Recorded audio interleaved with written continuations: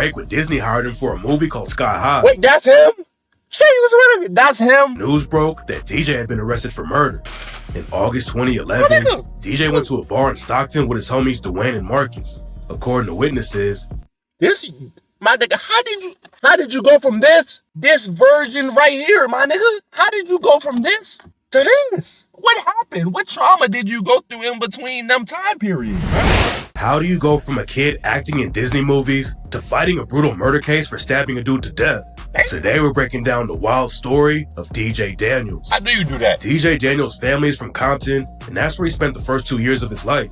He said that all of his aunts, uncles, and cousins were caught up in the street life, and DJ's dad didn't want DJ to fall into the trenches too. So when DJ was 2 years old, the family moved out of Compton and stayed in Rancho Cucamonga for a while. Eventually they ended up in a city east of LA called Fontana, and that's where DJ spent most of his life. When DJ was a kid, his parents thought he should become an actor, so they got him an agent, and DJ started landing roles when he was just 5 years old. The first role DJ got was for a Honey Nut Cheerios commercial, and then he got to work with Michael Jordan in a commercial for McDonald's. By the time he was 8, DJ was getting hired on big TV shows like In the House and Grace Under Fire. Family Matters was one of the most popular shows back then, and DJ got a big break when he was hired to do an episode of that too. DJ and his dad both love rap too, and they were always bumping LL Cool J. And then DJ actually got to work with LL Cool J on his show In the House. Then in '98, DJ scored a massive win and got hired for one of the lead roles on a show called The Hughleys, which was created by a dude named D.L. Hughley. D.L. Hughley is a comedian who used to rep the Bloods in South Central. But before we get into the gang ties and how it affected DJ, I want to say first off, W dad, bro. W dad, W parents, because this is what a lot of more parents need to start doing, bro. Like a lot of parents, you know what I mean? They're not really that talented, you know what I mean? They can't really do shit. But one thing you have to understand when you're a parent is that your kids, even if you ain't be shit, your kids are the next generation. They are the future coming up.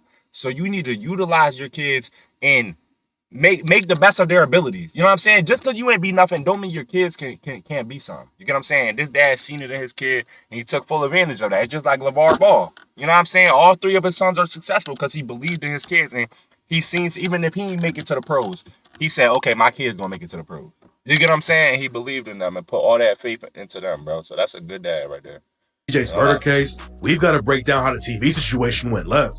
DL started out doing stand-up, but then he got into acting and worked on shows like Double Rush and The Fresh Prince of Bel-Air. By '98, DL had a big enough name that he was able to make his own show on ABC, and that's how he met DJ Daniels. DJ said usually he only had to audition 2 or 3 times for acting gigs, but for the Hughleys, they made him audition 8 times.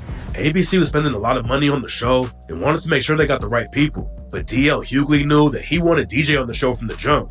DL couldn't just hire DJ because ABC had to greenlight it, but eventually DJ got the job and it was looking like he was about to become a star. The Hughleys was on for 4 seasons and everyone on the show became like a second family for DJ. He was still just a kid though, and DJ was always getting in trouble for not keeping up with school. Since DJ was a kid, his real parents were always on set too, and his mom used to— This is like some fake My Wife and Kids, bro.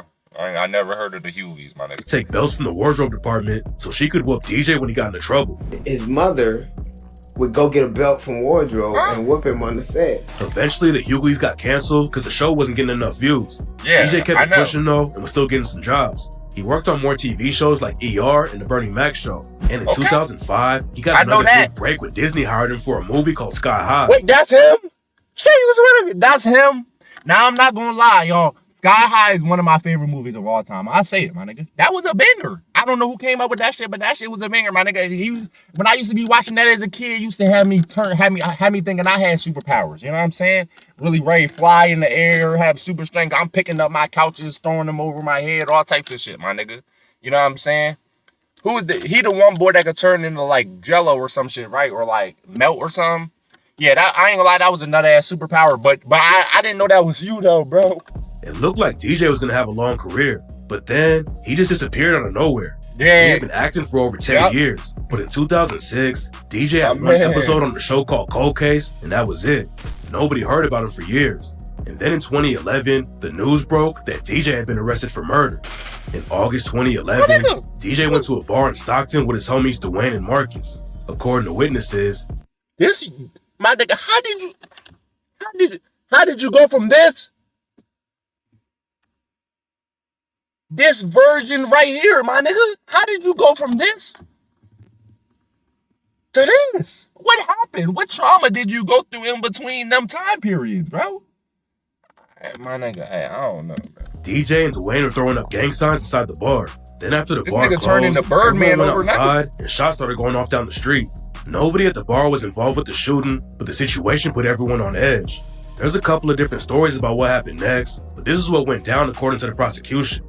After the shooting happened down the street from the bar, DJ, Dwayne, and Marcus were walking around calling out gang language. Then they spotted a dude named JJ and pressed him about where he was from.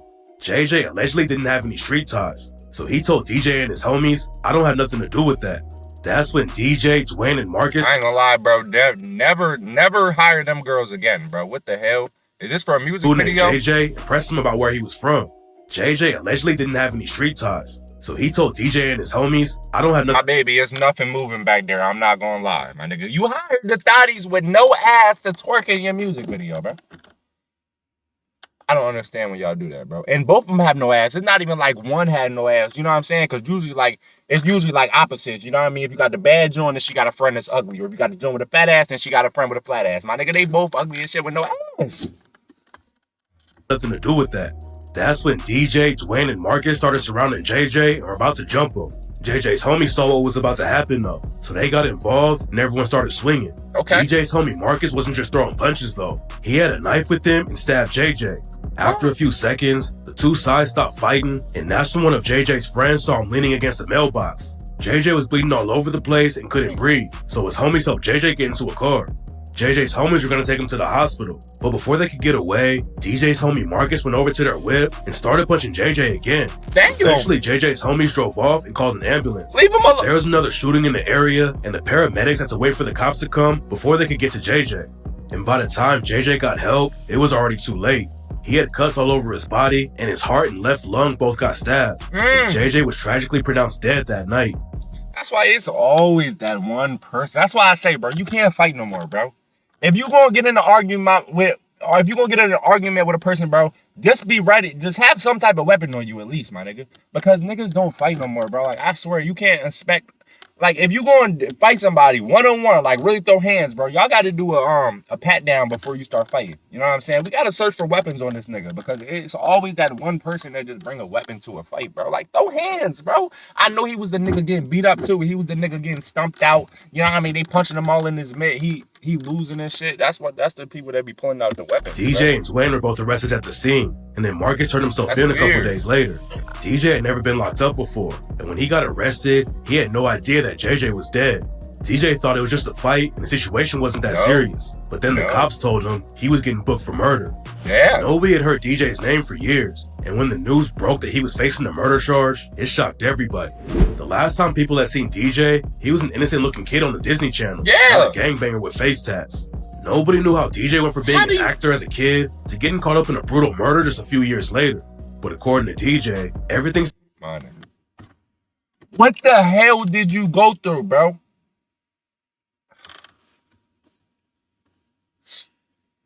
Not gonna lie, bro. Started falling apart around 2006. Yeah. DJ's parents got divorced, and he started skipping school all the time. Legally, you have to get good grades to be able to work as an actor while you're in school. But DJ was missing so many days at school that it made his grades drop, and he couldn't work anymore. DJ's parents would get on his ass about his grades, and he'd get them back up for a little while, but then they'd slide right back down, and it made it hard for him to get jobs. At the same time, DJ was getting older and wanted more adult roles, but he was never getting hired for the jobs he wanted. Eventually, DJ's agent stopped rocking with him too, and at that point, DJ thought his acting career was over. DJ was only 19, but he didn't think he was ever going to get more acting jobs, and he started getting face tats. In my mind, I was done acting. Oh, so you, at one point, you just said, I'm done. By the time I wasn't doing my grades and stuff, and I wasn't getting no more gigs, and even my agents was like, all right, we ain't messing with you. I had already put it in my head like, hey, I'm done with that. Face tattoos are more common now. Jump straight into the streets, huh? Nobody was going to hire a dude with ink on his face to act in their movie. Yeah. DJ always had street ties because of his family and his homies. And after he quit acting, he ended up in the trenches. DJ was trying to make it in the rap game too, but none of his tracks ever popped off. DJ was still in touch with DL Hughley though, and DL knew something was wrong. The night before JJ got killed, DJ pulled up to one of DL's stand-up comedy gigs and kicked it with him. DJ was showing DL some of his new tracks and everything was cool, but DL said he felt like something bad was gonna happen. DL didn't want DJ to leave that night because something was off. Every time, your kid leaves the space that you feel like you can navigate, it feels a little off. But really, something was in my spirit where I wanted to say, man, I don't want you to go. But I ain't gonna lie, bro. He said DJ was with him the night before the murder happened. My nigga, everybody always say that. Everybody always say, bro, damn, every time something happened, I had a weird feeling in my body. I just didn't want him to go. I just wanted him to stay with me. Like, I knew something was going to happen. It was my intuition. I knew it. Like, I could feel it in my gut, bro. Everybody always say that shit, bro. Come on, bro. You know what I'm saying? Everybody always say that when something happened. When nothing happened, then it's never like, I had that feeling. But every time something happened, I had that feeling, bro. Come on, bro. he had no idea that DJ was going to be facing a murder charge the next time they talked. DL was mad that DJ got caught up in a case or when a nigga passed away. Man, I just talked to him 20 minutes before he passed away. I told him don't go to that gas station. I knew something was... You did not know that. How would you possibly know that? Like, come on, bro. that. But DL came from the streets too.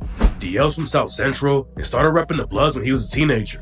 DL had been kicked out of school and jumped straight into the trenches. But then his cousin got shot and killed, and DL realized he wasn't ready for the violence. Before DJ went to trial, the district attorney tried to get him to take a plea deal, but they wanted DJ to flip on Marcus. DJ even had fans writing him while he was in jail, telling him to snitch on Marcus so he could beat the case. But DJ turned the plea down, even though he was facing life in prison. When DJ... Hey, bro, I ain't gonna lie, my nigga. That nigga DJ, I mean, not DJ, Marcus, cuz that was his fault. He the one that brought a knife to a regular fight, cuz you think I'm about to do life for you? Hey, my nigga, I didn't tell you bring that knife. We was throwing hands. We was getting it in. I thought we was rumbling cuz you pulled out a knife. You dumbass, cuz you couldn't fight and you was getting fucked up. You get what I'm saying? You need to go take boxing lessons or something. Nobody told you to come to this fight and not even know how to fight. You get what I'm saying? Hey, life. And all I'm saying, DJ, if you did that for him, you a real one. So let's see what you did. DJ's trial started. DL Hughley showed up as a character witness and told the court that DJ was a good dude. The situation could have went left though, because the prosecutors knew that DL Hughley had ties to the Bloods, just like DJ. DL was worried that everyone in court might think he was taking up for DJ because of their street ties, and he had to be really careful about what he said. The trial went on for months, but in December 2012, the news broke that DJ and his homie Dwayne both beat the charges. DJ said it was sweet and sour though, because Marcus went down for the whole thing and got hit with a 12-year sentence. Marcus testified and took the fall for the whole situation. He could have thrown DJ and Dwayne under the bus, but instead he told the court that they didn't have anything to do with JJ's death. Okay. DJ walked free, but the murder still had a big effect on him. Okay, so it wasn't that DJ was a real one and took the time. Marcus himself was a real one and owned up to it and said, okay, I'm the one that did it. They ain't have nothing. Hey, shout out my nigga Marcus, man. Shout out Marcus, bro. That's a real one right there. A nigga that could just sit up there and take all the responsibility and say, I'm the one that did it and do 12 years for it, bro. Shout out to you, cuz. Real rap. You know what I'm saying? Because most niggas not doing that. If they could get less time by saying he was involved, they doing that. Shout out him, bro. He told DJ Vlad that he used to talk to JJ before he said his prayers every night. And DJ even has a face tat that says, "Rest in peace, JJ." I was spiritual back then, so I actually used to talk to him. Really? Yeah, every night when I pray to God, pray in the morning, I would talk to JJ too. It's a tattoo right here that says, "Rest in peace, JJ." DJ hasn't really aired out what happened the night that JJ died, but he did tell DJ Vlad that they were getting jumped by 16 people. And when Marcus tried to appeal his sentence in 2014, he told a way different story about what went down. According to Marcus, DJ and Dwayne were talking with two women at the bar that night who were friends with JJ. After the bar closed, Dwayne was walking with the girls, and Marcus and DJ were following behind them. Then Marcus went and picked up his knife that he had hidden inside a plant because the bar had a metal detector at the door. After Marcus got his knife, he turned around and saw DJ and Dwayne getting jumped by JJ and his crew. Marcus ran up and started fighting JJ, but then he got knocked to the ground by JJ and two of his homies. Marcus tried to get up, but JJ was still stomping him out, so Marcus pulled the knife out and started swinging. Didn't I say that? Didn't I say he was getting beat up, getting stumped out and shit? Didn't I say that? You know what I mean? It's only because he was losing. If he was winning, he was never pulling that knife out. Y'all be thinking I don't be knowing what I'm talking about, bro. I know, bro. Don't no nigga that's winning ever be the one that pull out the weapon. It's always the person losing. Trust me. Like, just know that. It's always gonna be the one losing, bro. He stabbed JJ a few times and the fight broke up. And then Marcus claims that JJ told someone, shoot those motherfuckers. That's when Marcus ran over to the whip that JJ was in and punched him a few more times because he thought JJ might have a gun. Nobody knows which side was telling the real story about what happened that night, but Marcus ended up in prison and JJ ended up dead. Marcus kept his head down in prison though and came home in 2020, and instead of jumping back in the trenches, he started going to college at NYU. A couple of years after DJ beat the case, he had a small part in a short film called Blame It on the Streets and got to work with YG, but that's the last time he was on the screen. DJ was trying to get it popping in the rap game for a while.